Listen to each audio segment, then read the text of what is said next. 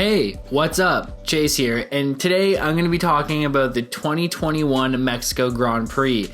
And today I'm going to be switching up the format a little. Instead of reading off of a script, I'm going to go a little bit more off the cuff. I'd love to know what you guys think about the format change in the comment section down below. I'm going to be trying it out for the next few race reviews and see how you guys feel about it and see how I feel about it and see where it goes. So with all that said, let's just jump right into that race review.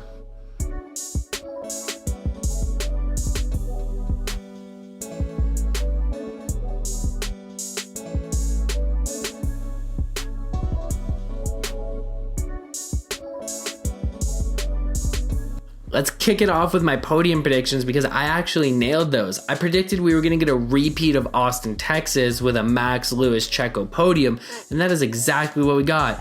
P1 was Max Verstappen, P2 Lewis Hamilton, P3 Sergio Perez. And Max had a stellar move heading down into the first corner. He sent it going 3 wide. Valtteri also got clipped by Danny Rick, sending him spinning. And side note, it must be terrifying. Imagine spitting out in an F1 car and just seeing other ones racing towards you. And it really seemed like there was nothing Lewis could do to catch the Red Bull and the pace of that car and the pace of Max Verstappen. I mean, even Checo was catching Lewis towards the tail end of the race. I mean, don't get me wrong. I don't think he was going to get past Lewis if push came to shove, but it was encouraging to see and especially nice for Checo to be the first ever Mexican driver to lead a lap in the Mexican Grand Prix and podium in the Mexican Grand Prix. And I nailed those podium predictions. And as you'll see, those were the only predictions that I nailed. So for driver of the day, it was really a toss-up between Checo and Pierre. And I mean, I'm not just saying Checo because I predicted Checo, but I'm saying Checo because it was a great weekend for him. It was a great weekend for Mexico and Mexican driving and Mexican motorsport. The celebration was amazing. It was great to see Checo celebrating with his family. His dad is the real MVP. When the team lifted him up on his shoulders, it was just... how could you not say this was Checo's weekend? I was really close to giving it to Pierre Gasly. Pierre had a heck of a weekend in qualifying and in the race.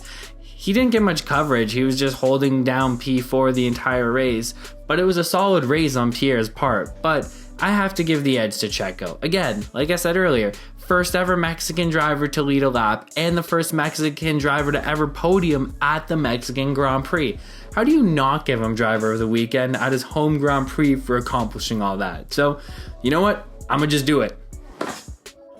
Moving on to better luck next weekend, and I initially picked Valtteri Bottas for my prediction, and I mentioned how he was consistently inconsistent, and that by saying that, I might be setting myself up for failure because this might be the weekend he pulls out and does something great. And let me tell you about it. I was pretty worried Saturday going into Sunday that I was going to have to eat my words. But you know what? He didn't really struggle this weekend more than he was unlucky.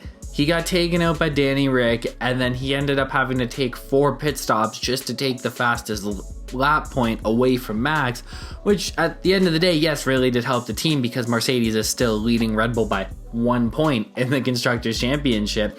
But Bottas didn't really have a struggle, more he was unlucky. So I'm not going to give him struggle of the weekend. If there was an unlucky award, trust me, he'd be winning that. But unfortunately, the struggle of the weekend award is going to one of my boys in green, and that boy in green is Lance Stroll. Lance was taking a penalty going into the weekend, but in qualifying, he crashed, causing a red flag and really causing a lot of damage to that Aston Martin and really making sure he was going to solidify that last place starting position. And then going into the race, he decided he was going to brake about 13 years too late and just send it through the grass, undoing any progress he was making. And he just needed to go to sleep and try again next week. You know, it's on to Brazil for Lance, and it's really sad to see that again. As an Aston Martin fan, the highs are high and the lows are low this season. So you know what, Lance, let's just hope that you can put it behind you and on to Brazil. And wrapping up the predictions is team of the weekend, and again, boy was I wrong.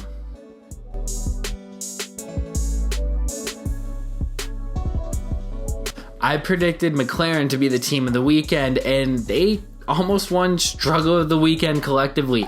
because going into the race, they were ahead of Ferrari for third in the Constructors' Championship.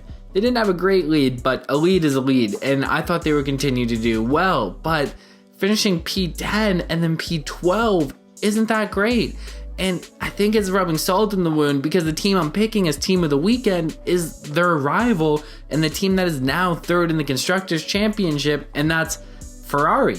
Ferrari had a great result coming P5 and P6 and going into P3 in the Constructors' Championship.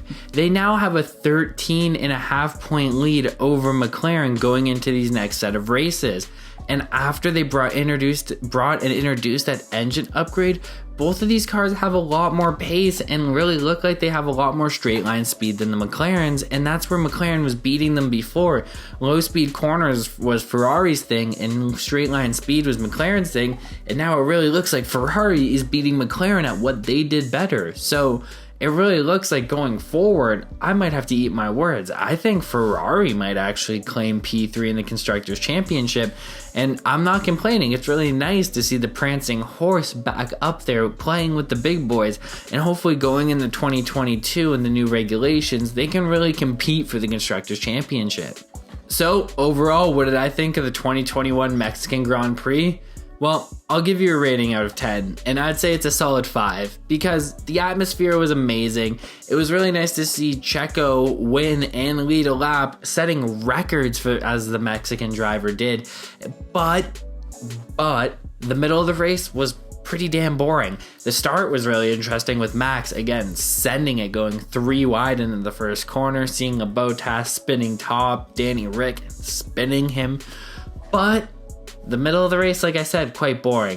But I thought it was a 5 out of 10 race, very middle of the road, and that's saying something because we've been spoiled to some really good racing this year. But I would love to know what your thoughts of the race are in the comment section down below. And that completely wraps up my 2021 Mexico review. If you like what you saw here, I'd really appreciate it if you hit that subscribe button. Please feed the YouTube algorithm gods by hitting that like button. Make sure to check out whatever video I have linked up here at the end of the video. And coming this week, I have my power rankings and the Brazil preview. Get ready for a lot of clips of Vin Diesel doing this. This is Brazil For the next week, because why the hell not? And as always, I'm Chase. I hope you've enjoyed this video. Thank you for your time, and I'll see you in the next one.